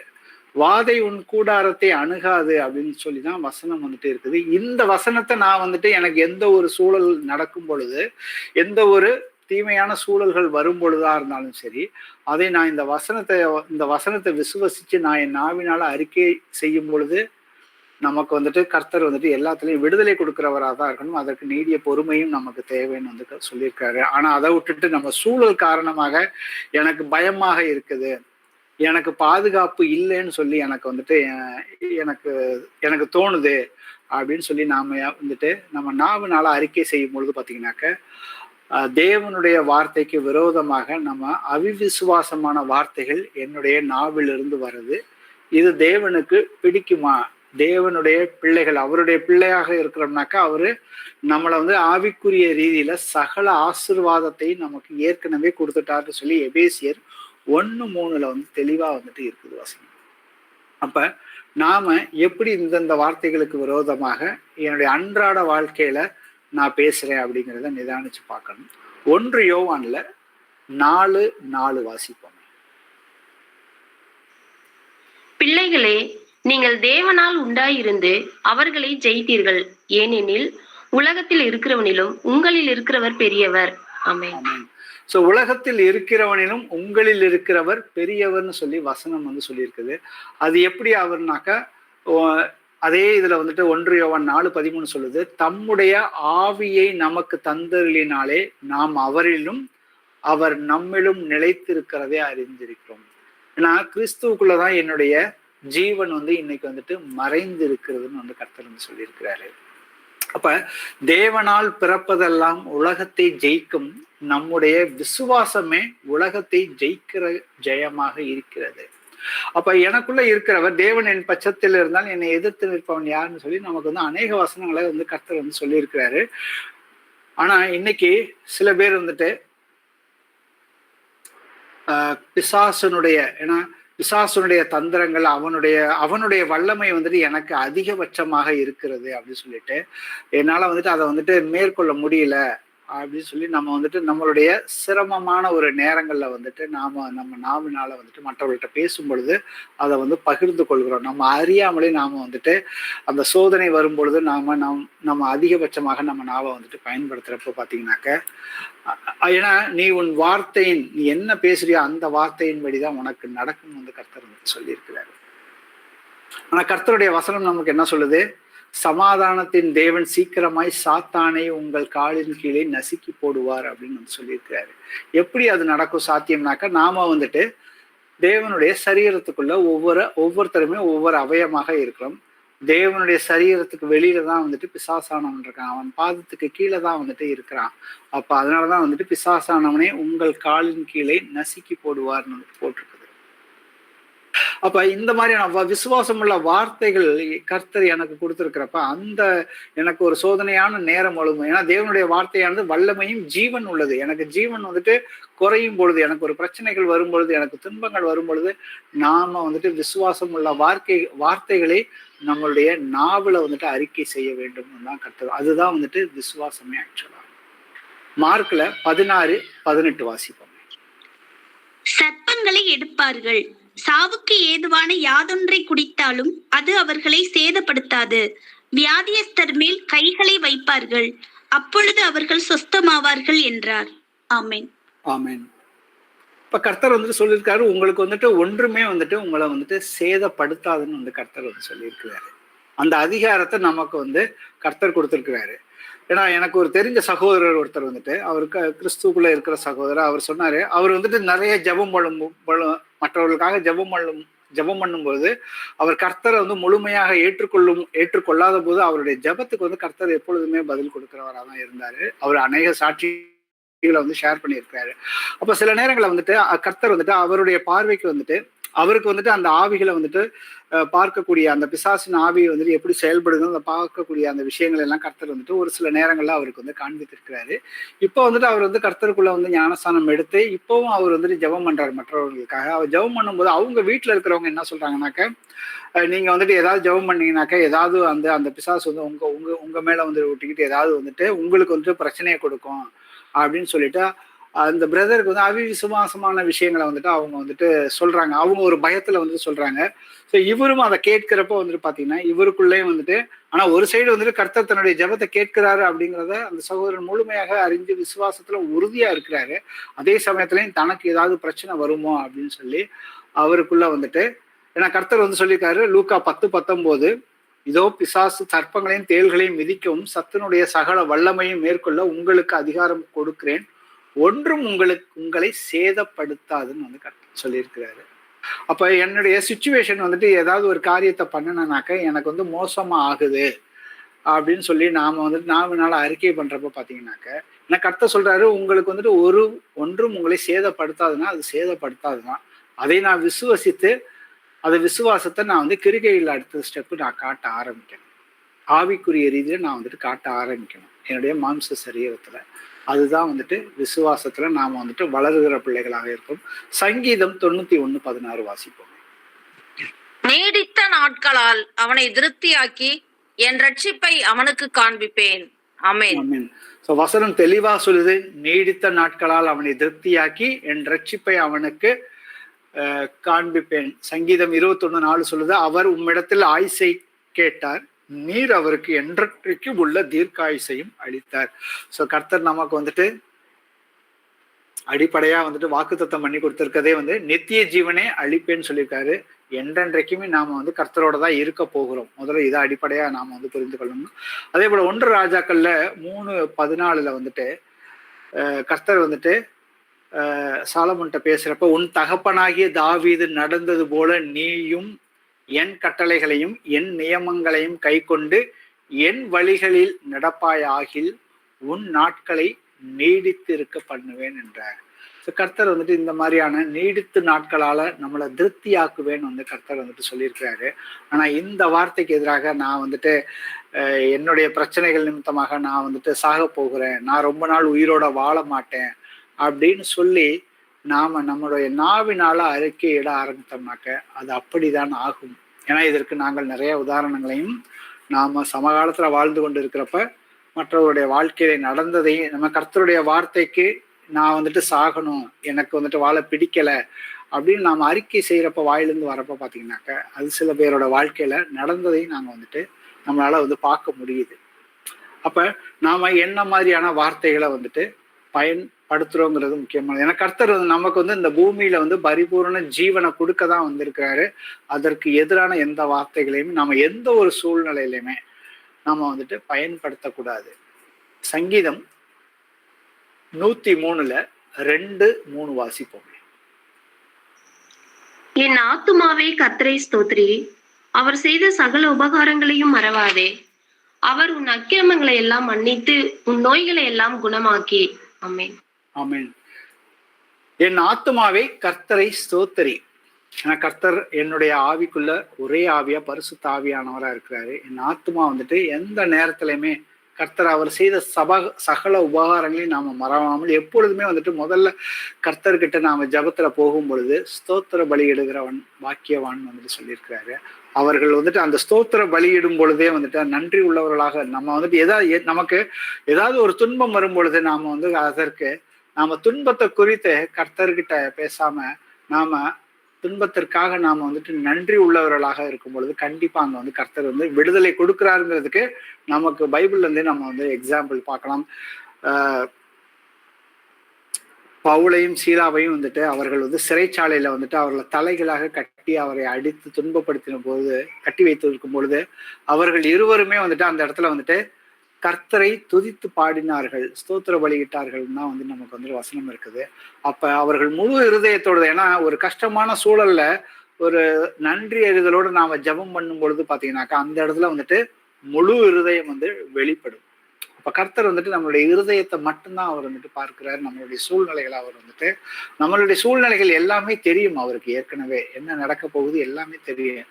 கர்த்தர் நம்மளுடைய இருதயத்தை பார்க்கிறார். அங்க பவுலும் சீலாவும் தங்களுடைய இருதயத்தின் நிறைவு நாள் அவருடைய வாய் வந்துட்டு பேசினது, அவருடைய நாவுகள் வந்து அறிக்கை செய்து ஸ்தோத்திரம் செலுத்தினது. அப்ப பாத்தீங்கன்னா கர்த்தர் அங்க வந்துட்டு பெரிய விடுதலையை வந்துட்டு கொடுத்திருக்கிறாரு. இந்த வசனம் சொல்லுது, அவர் உன் அக்கிரமங்களை எல்லாம் மன்னித்து உன் நோய்களை எல்லாம் குணமாக்கின்னு வந்து சொல்றப்ப அவர் கர்த்தர் சொன்ன அந்த வார்த்தைக்கு அவர் உன் அக்கிரமங்களை மன்னித்துன்னு வந்து போட்டிருக்கு. அப்ப நம்ம என்கிட்ட வந்துட்டு ஏதாவது அக்கிரமம் இருக்கிறதா அப்படிங்கிறத நாமே வந்து நிதானிச்சு பார்க்க வேண்டும். நோய்களை குணமாக்குகிறார் நமக்கு கர்த்தர் வந்துட்டு. அது ஒரு முடக்குவாதன திமிர்வாதக்காரனை வந்துட்டு கூட்டிட்டு வரப்ப 4 பேர் கூட்டிட்டு வரப்ப அந்த 4 பேர்த்தோட விசுவாசத்தை பார்த்து அந்த திமிர்வாதனக்காரனை பார்த்து கர்த்தர் என்ன சொல்றாரு, உன் பாவங்கள் உனக்கு மன்னிக்கப்பட்டதுன்னு சொல்றாரு. அதுக்கப்புறம் தான் பாத்தீங்கன்னாக்க அவனுடைய நோயிலிருந்து அவனுக்கு வந்து கர்த்தர் வந்துட்டு விடுதலை கொடுத்தாரு. இன்னொரு சம்பவத்துல 38 வருஷமா யோவான் 5வது அதிகாரத்துல அந்த 38 வருஷம் வியாதி உள்ளவனை சுகப்படுத்திட்டு அதுக்கப்புறம் இனி நீ வந்து பாவம் செய்யாத, அப்படி பாவம் செய்யணும் இதோட உனக்கு கேடான வியாதி வந்துட்டு வரும்னு சொல்லியிருக்காரு. அப்ப இப்பேற்பட்ட வசனங்கள் நமக்கு வந்துட்டு சாட்சியா வந்துட்டு நடந்த சம்பவங்களை கர்த்தர் நமக்கு வந்துட்டு கொடுத்திருக்கிறாரு. ஆனா சில நேரத்துல நாம வந்துட்டு துவக்கத்துல விடுதலை ஆகி இன்னும் சில நோய்கள் இருந்து நாம வந்துட்டு விடுதலை ஆகாம இருந்தோம்னாக்க நம்ம அறியாமலே நம்ம சொல்றோம், எனக்கு வந்துட்டு சில நோய்கள் இருந்து எனக்கு வந்துட்டு விடுதலையே கிடைக்க மாட்டேங்குது அப்படின்னு சொல்லி நாம நம்மளுடைய நாவினால அறிக்கை செய்கிறோம். நோய்கள் வந்துட்டு எல்லாத்துக்கும் இருப்பது வந்து சகஜமான காரியம்தான். ஆனா நோய்கள் இருந்து விடுதலை ஆக வேண்டும் என்பதுதான் வந்துட்டு கர்த்தருடைய சித்தமாக இருக்கிறது. ஏன்னா வசனம் வந்து அதுதான் வந்துட்டு சொல்லுது. லூக்கால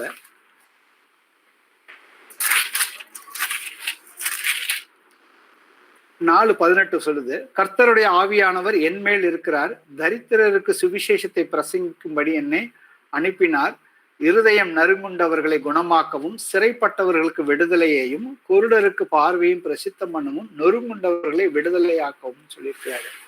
அப்ப யார் யாரெல்லாம் வந்து நோயினால அவஸ்தைப்படுகிறார்களோ கர்த்தர் வந்துட்டு அவர்கள் எல்லோருக்குமே விடுதலையை கொடுக்க தான் வந்திருக்காரு. அதனாலதான் அதே அதிகாரத்தை நமக்கும் வந்து கொடுத்திருக்கிறாரு. நீங்க வந்துட்டு யாரு மேல வந்துட்டு கையை வச்சு அவர்களுக்காக நீங்க வந்துட்டு உங்கள் அதிகாரத்தை பயன்படுத்தி ஜெபம் பண்றீங்களோக்கா அவர்களுக்கு கண்டிப்பா வந்து கர்த்தர் வந்துட்டு விடுதலை கொடுப்பதில் சித்தமாக இருக்கிறார். அதே போல நான் என்னுடைய நோயிலிருந்து விடுதலை ஆக்குறதுக்கு அவர் வந்துட்டு சொன்ன வார்த்தையை பார்த்தீங்கன்னா, அவர் உன் அக்கிரமங்களை எல்லாம் மன்னித்து உன் நோய்களை குணமாக்கின்னு வந்து போட்டிருக்காரு. அப்ப என்னிடத்துல வந்து அக்கிரமம் இருக்குதா இல்லையா அப்படிங்கிறதை நான் வந்துட்டு நிதானிக்க வேண்டிய பொறுப்பு என்கிட்ட இருக்கு. அதை விட்டுட்டு நான் வந்துட்டு எனக்கு சில நோய்கள்ல இருந்து சில பிரச்சனைகள்ல இருந்து எனக்கு விடுதலை வந்துட்டு கிடைக்கவே இல்லை, கிடைக்க மாட்டேங்குது அப்படின்னு சொல்றது வந்துட்டு அவிவிசுவாசமான வார்த்தைகள். நான் கர்த்தரை விசுவசிக்கிறேன் சொல்லியும் என் வார்த்தையிலிருந்து வந்துச்சுனாக்கா அது கர்த்தருக்கு விரோதமாக தான் நாம் வந்துட்டு பேசுறோம். ஸோ நம்மளுடைய வழிகளில் வந்துட்டு இருமனம் இருந்துச்சுனாக்கா நாம எதையுமே வந்துட்டு பெற்றுக்கொள்ள முடியாது அப்படின்னு வந்துட்டு இங்க வந்துட்டு வசனம் வந்து தெள்ள தெளிவாக இருக்கிறது.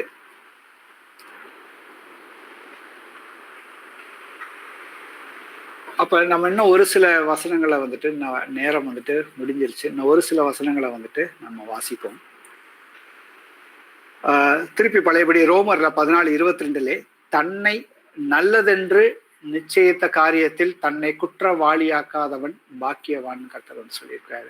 அப்ப நாம பேசுற வார்த்தைகள் தான் நமக்கு எதிராகவே சில நேரங்கள்ல விசுவாசம் இல்லாத வார்த்தைகள். நான் கர்த்தரை விசுவசிக்கிறேன்னா அவருடைய வார்த்தைகளை விசுவசிக்கிறேன்னா, ஆனா என்னுடைய வாயின் வார்த்தைகள் வெளியில வரும் பொழுது அது வந்துட்டு கர்த்தருடைய, ஏன்னா அவர் எல்லா சூழ்நிலைகளுக்குமே அவர் வந்து வார்த்தைகளை வந்துட்டு கர்த்தர் வந்து கொடுத்திருக்கிறாரு. ஸோ அதனாலதான் வந்துட்டு வேதம் உன் இருதயத்தில் இருந்தால் நீ வந்துட்டு எல்லா விஷயத்துலையுமே கரெக்டா தான் போகும், நீ செய்வதெல்லாம் வாய்க்குன்னு வந்து கர்த்தர் வந்து சொல்லியிருக்கிறாரு. அப்ப வேதம் வந்து என் இருதயத்துல இருக்கணும். வாசிப்போமே 1 யோவான்ல 3வது அதிகாரத்துல 21-22.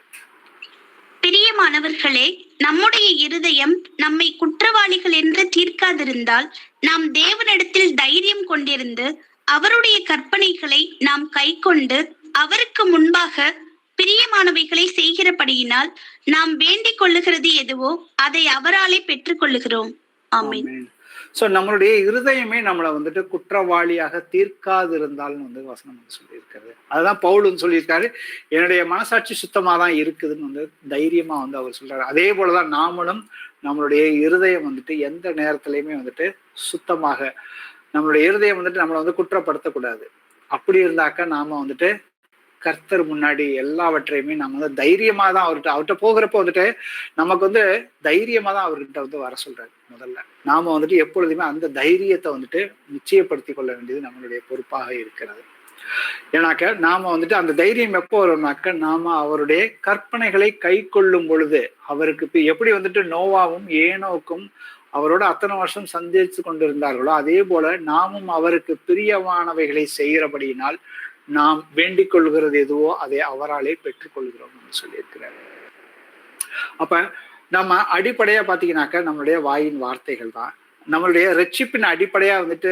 ரட்சிப்பு எப்படி இருக்குது? நீதி உண்டாக இருதயத்திலே விசுவாசிக்கப்படும், ரட்சிப்பு உண்டாக நாவினாலே வாயினாலே அறிக்கை பண்ணப்படும் அப்படின்னு சொல்லியிருக்கு வசனம். அப்ப நம்மளுடைய ரட்சிப்பு, இந்த நாம ஞானஸ்தானம் எடுக்கும் பொழுது இதை நாம அறிக்கை செய்கிறோம், நாம வந்துட்டு ரட்சிப்பை அடைந்து விட்டோம். ரட்சிப்பை அடைந்து விட்டோம் என்றால் என்னன்னாக்க நம்மளுடைய ஆவி வந்துட்டு கர்த்தருடைய ஆவி, இயேசு கிறிஸ்துவின் ஆவி எனக்குள்ள வந்துருச்சு. ஆனா என்னுடைய ஆத்மாவும் என்னுடைய சரீரமும் அந்த தேவனுடைய வார்த்தைக்கு முழுமையாக நான் வந்துட்டு மனம் திரும்பி என்னுடைய ரட்சிப்பு நிறைவேறுவதற்கு நான் வந்துட்டு பிரயாசப்படணும்னு வந்து கர்த்தர் வந்துட்டு சொல்லியிருக்கிறாரு. அப்ப எனக்கு வந்து சரீரத்துல வந்துட்டு என் சரீரத்துல ஏதாவது நோய்கள் இருந்துச்சுனாக்கா நம்ம பாவங்களுக்கு நாம மன்னிச்சு, வசனம் சொல்லுது ஏசாயா 53:5 சொல்லுது, நம்முடைய மீறுதல்கள் நிமித்தம் அவர் காயப்பட்டு நம்முடைய அக்கிரமங்களை எல்லாம் அவர் நொறுக்கப்பட்டார் நிமித்தம் நமக்கு சமாதானத்தை உண்டு பண்ணும் ஆக்கினை அவர் மேல் வந்தது, அவருடைய தழும்புகளால் குணமாகிறோம். அப்ப இந்த வசனம், ஏன்னா இதே வசனம் தான் நமக்கு வந்து பேதுருல வந்துட்டு சொல்லியிருக்காரு, அவருடைய தழும்புகளால் குணமானீர்கள் வந்து சொல்லியிருக்காரு. அப்ப அவர்களுடைய கர்த்தர் வந்து இந்த வசனத்தை தெளிவா கொடுத்துட்டாரு. எப்படி நாம் வந்து பாவத்துக்கு செத்து நீதிக்கு பிழைத்திருக்கும்படி அவர் தாமே தம்முடைய சரீரத்திலே நம்முடைய பாவங்களை ஏற்கனவே சுமந்துட்டாரு, அவருடைய தழும்புகளால் குணமானீர்கள்னு சொல்லி 1900 கிட்டத்தட்ட 2000 வருஷம் நெருங்கிருச்சு. நாம எல்லோருமே சுகத்தை வந்துட்டு பெற்றுவிட்டோம். அதை நான் வந்துட்டு அறிக்கை செய்யணும். ஈவன் தோ எனக்கு வந்துட்டு என் சரீரத்துல இன்னும் வந்துட்டு பலவீனங்கள் இருந்தாலுமே நான் திருப்பி நான் வந்து அறிக்கை பண்ணணும். அவருடைய தழும்புகளால் நான் குணமாகிவிட்டேன், சுகத்தை பெற்று விட்டேன்னு சொல்லி அவருடைய வசனத்தை கொண்டுதான் நாம் வந்துட்டு பேசணும். ஏன்னா தேவனுடைய வசனம் நமக்கு வந்துட்டு ஜீவனுள்ள வசனம், அது வந்து வல்லமை உள்ள வசனமாக இருக்குது. அதை நாம எப்படி இன்னைக்கு வந்துட்டு ஏதாவது ஒரு நோய் வந்துருச்சுனாக்கா, காய்ச்சல் வந்துச்சு, தலைவலி வந்துச்சுன்னா இன்னைக்கு நாம வந்துட்டு ஏதாவது மாத்திரை எடுக்கிறோம்ல, அதற்கு முதல்ல வந்துட்டு இந்த வார்த்தைகளை நாம வந்து விசுவாசத்தோட அறிக்கை செய்யும் பொழுது கண்டிப்பா நாம வந்துட்டு சுகத்தை வந்து பெற்றுக்கொள்வோம். அதுதான் கர்த்தர் நமக்கு வந்துட்டு கொடுத்திருக்கிற ஒரு பெரிய ஆசீர்வாதங்கள். இந்த ஆசீர்வாதங்களை நாம வந்துட்டு முழுமையாக நாம பெற்று நாம வந்து சந்தோஷமாக இருக்க வேண்டும் என்பதுதான் வந்துட்டு கர்த்தருடைய சித்தமாக இருக்கிறது. அதே போல வந்துட்டு குமாரன் உங்களை விடுதலையாக்கினால் மெய்யாகவே விடுதலையாவீர்கள்னு சொல்லி யோவான் 8:36 சொல்லுது. அப்ப நான் வந்து முழுமையாக இயேசு கிறிஸ்துவ சொந்த இரட்சகராக நான் ஏற்றுக்கொண்டேன்னு சொல்லி நான் அவரை அறிக்கையிட்டு அவர் என்னை விடுதலை ஆக்கிட்டார். ஏன்னா நான் வந்து ஞானஸ்தானம் பெற்று விட்டேன். அதை நான் வந்து எப்பொழுதுமே அந்த நிதானத்துல நான் இருக்கணும். எனக்கு வந்துட்டு கர்த்தர் வந்துட்டு முழு விடுதலையை கொடுத்திருக்காரு, முழு சுதந்திரத்தை வந்துட்டு கர்த்தர் வந்துட்டு எனக்கு வந்துட்டு கொடுத்திருக்கிறாரு. அதே போல கர்த்தர் வந்து 2வது கட்டளையா சொல்லியிருக்கிறது வந்துட்டு, நீ உன்னை நேசிப்பது போல உன் அயலானை நேசி, நீ அயலானை நீ அன்பு செய்ய அப்படின்னு வந்து கர்த்தர் வந்து சொல்லியிருக்காரு. அது வந்து மாம்சத்தின்படி அந்த அன்பை நாம எந்த நேரமும் எப்பொழுதுமே நம்மளால காட்ட முடியாது. ஆனா ரோமர் 5:5 சொல்லுது, மேலும் நமக்கு அருளப்பட்ட பரிசுத்த ஆவியினாலே தேவ அன்பு நம்முடைய இருதயங்களில் ஊற்றப்பட்டு இருக்கிறபடியினால் அந்த நம்பிக்கை நம்மை வெட்கப்படுத்தாதுன்னு சொல்லியிருக்குது. சோ பரிசுத்த ஆவியானவர் நமக்குள்ள இருக்கிறாரு. அப்ப பரிசுத்த ஆவியானவர்னாக்கா தேவனுடைய அன்பு நம்மளுடைய இருதயத்துல ஏற்கனவே வந்து ஊற்றப்பட்டு இருக்கிறது. அப்ப தேவனுடைய அன்பினால மாத்திரம்தான் நான் வந்துட்டு மற்றவர்களை நான் நேசிக்க முடியும். எப்படி கர்த்தர் வந்துட்டு போன இடத்துல எல்லாமே வந்துட்டு ஒரு நோயாளியோ ஒரு பிசாசு பிடித்தவனை பார்த்தாக்க அவர் வந்துட்டு அவர்கள் மேல் மனதுருகின்னு தான் வந்துட்டு போட்டிருக்குது. அதே போல அந்த மனம் உருக்கம் வந்துட்டு அவருடைய ஆவி நமக்குள்ள இருக்கும் பொழுது அதே அந்த மனம் உருக்கம் வந்து நமக்கும் வந்துட்டு எப்பொழுதுமே இருக்க வேண்டும் எந்த ஒரு காரியத்திலையுமே. அப்பதான் நான் வந்துட்டு பிறரை வந்து நேசிக்க முடியும். கர்த்தர் நம்மளை வந்துட்டு மற்றவர்களுக்கு முன்னாடி எதை வச்சிருக்காருன்னா, நாம வந்து மற்றவர்களுக்கு ஆசீர்வாதத்தை கொடுக்கிறவர்களாக தான் நம்மளை வந்து கர்த்தர் வந்துட்டு வச்சிருக்கிறாரு. அதற்காக தான் அவருடைய ஆவியை நமக்கு வந்துட்டு கர்த்தர் கொடுத்திருக்காரு. நாம வந்து மற்றவர்களை ஆசீர்வதிக்கும் பொழுது, அதனாலதான் கர்த்தர் சொல்றாரு, நீ வந்துட்டு உன் சத்ருவை நேசிங்கிறப்ப அப்ப கர்த்தர் நமக்கு வந்துட்டு எல்லா பிரச்சனைகளையும் நமக்கு வந்து விடுதலை கொடுக்கிற வல்லவராக இருக்கிறார். கர்த்தர் இன்னொரு இடத்துல சொல்லியிருக்காரு, நீதிமொழிகள்ல 28 வந்துட்டு, நீதிமான்களோ சிங்கத்தை போல தைரியமாக இருக்கிறார்கள் வந்து கர்த்தர் வந்து சொல்லியிருக்கிறாரு. அப்ப நீதிமான்கள் தான். அப்ப கர்த்தர் வந்துட்டு நம்மளை வந்து நீதிமான்கள் ஆக்கி இருக்கிறாரு, பரிசுத்தமாக்கி இருக்கிறாரு. அப்ப இந்த இடத்துல வந்துட்டு இன்னொரு வசனம் சொல்லுது, தேவன் நமக்கு பயமுள்ள ஆவியை கொடாமல் அன்பும் தெளிந்த புத்தியும் உள்ள வல்லமையுள்ள ஆவியை வந்து கர்த்தர் கொடுத்திருக்காரு. அதே போல இந்த வசனம் சொல்வது போல அந்த வசனத்தை நான் எடுத்துட்டு இந்த வசனம் வந்துட்டு எனக்குள்ள செயல்படும். எனக்கு சிங்கத்தை போல வந்துட்டு கர்த்தர் வந்துட்டு எனக்கு தைரியத்தை கொடுத்திருக்காருன்னு சொல்லி நம்ம அறிக்கை பண்றப்ப நமக்கு தைரியம் இல்லாதவர்களாக இருந்தாலும் வந்துட்டு நாம வந்துட்டு பலன் அடைந்து தைரியத்தோடு எந்த நேரத்தில், ஏன்னா கர்த்தர் வந்துட்டு நம்மளை விட்டு வந்துட்டு அவர் பிரியவே இல்லை. நான் உன்னை விட்டு விலகுவதும் இல்லை, உன்னை கைவிடுவதும் இல்லை என்று அவர் சொல்லி இருக்கிறாருன்னு சொல்லி வசனம் வந்து சொல்லி இருக்குது. அப்ப கர்த்தர் வந்துட்டு ஒரு பொழுதுமே நம்மளை விட்டு போக மாட்டார். ஏன்னா நம்மளுடைய ஆவி வந்துட்டு பரிசுத்தமாக என்றென்று பரிசுத்தமாக தான் இருக்குது. நம்மளுடைய ஆத்மாவிலேயோ சரீரத்தின் மூலியமாகவோ நம்மள சரீரத்தின் செய்கைகள் மூலியமாக நாம ஏதாவது பாவம் செய்தாலும் நாம வந்து மனம் திரும்புற பட்சத்துல வந்துட்டு நாம மனம் திரும்புறோம். ஆனா மனம் திரும்புறப்ப ஆனா நமக்குள்ள வந்து சிந்தனை வந்துட்டு பிசாசான் கொண்டு வருது, உன்னுடைய ஆவி கரைப்பட்டு இருக்கிறதுன்னு சொல்லுவான். ஆனா கர்த்தருடைய, ஏன்னா தேவனால் பிறந்தவன் எவனும் பாவம் செய்யான்னு சொல்லியிருக்கிறது அவர் ஆவியை குறித்துதான். தேவனால் பிறந்தவனா அவருடைய ஆவி வந்து என்னைக்குமே வந்துட்டு கரைப்படாது. அப்ப நாம அந்த சிந்தையை நம்ம உள்ள கொண்டு இருந்தோம்னாக்கா நாம எளிமையாக மனம் திரும்பி பாவத்திலிருந்து விடுதலையாகி பாவத்தை விட்டு விடுவோம் வந்து கர்த்தர் வந்து சொல்லியிருக்கிறாரு. அப்ப தேவன் வந்துட்டு நம்மளை என்றைக்குமே வந்துட்டு கைவிட மாட்டார்னு வசனம் வந்து தெளிவா சொல்லுது. அப்ப எனக்கு ஏதாவது ஒரு பிரச்சனை வந்துச்சுனாக்கா தேவன் வந்துட்டு என்னை விட்டுட்டு போயிட்டாரோ அப்படின்னு சொல்லி நமக்குள்ள வந்துட்டு ஒரு சிந்தனை வரும். இல்ல நம்மளை அறியாமலே நாம வந்துட்டு அந்த வார்த்தைகளை நாம வந்துட்டு பேச ஆரம்பித்து விடுவோம். அதையும் வந்து நம்மை நாமே வந்துட்டு நிதானிக்கணும். அதே போல 1 யோவான்ல 2:27, நீங்கள் அவராலே பெற்ற அபிஷேகம் உங்களில் நிலைத்திருக்கிறது, ஒருவரும் உங்களுக்கு போதிக்க வேண்டியதில்லை, அந்த அபிஷேகம் சகலத்தை குறித்தும் உங்களுக்கு போதிக்கிறது. ஸோ கர்த்தர் வந்துட்டு அபிஷேகம் வந்துட்டு நமக்கு வந்து பண்ணிட்டாரு. ஏன்னா பரிசுத்த ஆவியானவரே அதான் அந்த அபிஷேகம் நமக்குள்ள வந்துட்டு இருக்கிறாரு. தேவன் என் பட்சத்தில் இருந்தால் என்னை எதிர்த்து நிற்பவன் யார் அப்படின்னு வந்து கர்த்தர் வந்து சொல்லியிருக்காரு. அப்ப அந்த அபிஷேகம் இருக்கும் பொழுது எல்லா நுகத்து அடிகளையுமே வந்துட்டு முறித்து போடுன்னு வந்து கர்த்தர் வந்து சொல்லியிருக்கிறாரு.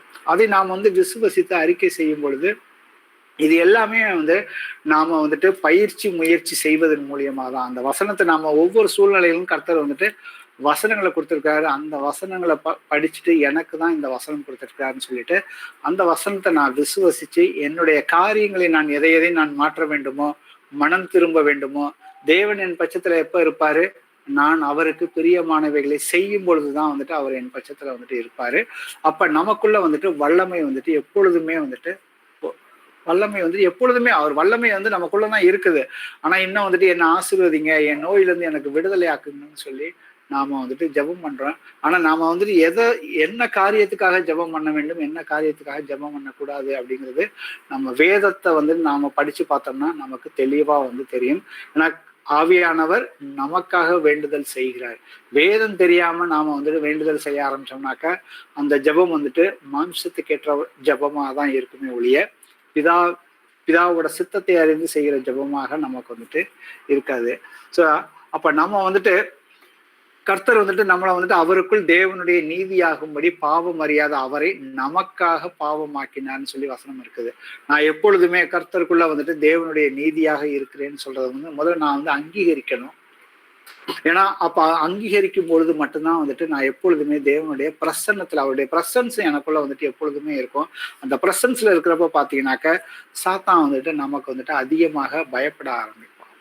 அப்ப நானே வந்துட்டு தேவனுடைய ஆலயமாக இருக்குன்னு சொல்லி நாம அறிக்கையிடுறப்ப, ஏன்னா கர்த்தர் எனக்குள்ள இருக்கிறாரு, நானே ஜீவனுள்ள தேவனுடைய ஆலயமாக இருக்கிறேன்னு சொல்லி இருக்கிறாரு.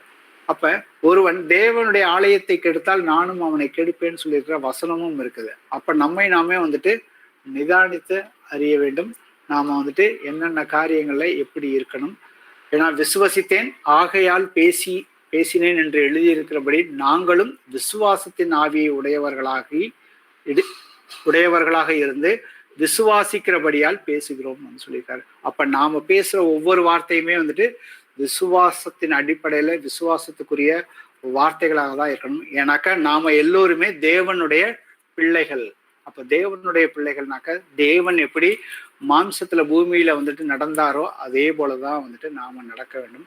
அப்பொழுதுதான் தேவன் வந்துட்டு நாம தைரியமா சொல்ல முடியும், என்னை பலப்படுத்துகிற கிறிஸ்துவினாலே எல்லாவற்றையுமே செய்ய எனக்கு பலன் உண்டு. அப்பதான் வந்துட்டு நாம தைரியமா வந்துட்டு நம்மளை நாமே வந்துட்டு தன்னை குற்றவாளியாக்காதவன் பாக்கியவான்னு சொல்லியிருக்காரு. ஸோ நம்மளுடைய வார்த்தைகள் மூலியமாக நாம வந்துட்டு என்றைக்குமே கர்த்தருக்கு முன்னாடி வந்துட்டு குற்றவாளிகளாக இருக்கக்கூடாதுங்கிறது தான் வந்துட்டு இன்னைக்கான சில வார்த்தைகளை நமக்கு வந்து கர்த்தர் கொடுத்துருக்காரு. ஸோ இந்த வார்த்தைகளை நம்மளுடைய இருதயத்துல நிறுத்தி நாம வந்துட்டு இனி வரும் நாட்கள்ல நம்மளுடைய வார்த்தைகள் எல்லாமே வந்துட்டு கிருபையுள்ள வார்த்தைகளாக தேவனுடைய வார்த்தைகளாக இருக்க வேண்டும். அப்படி இருக்கும் பட்சத்துலதான் வந்துட்டு நாம வந்து இந்த உலகத்தை வந்துட்டு ஜெயிக்க முடியும், நாம வந்து வெற்றி உள்ளவர்களாக இருக்க முடியுங்கிறது தான் வந்துட்டு தேவனுடைய வார்த்தை நமக்கு எப்பொழுதுமே உணர்த்துகிறது.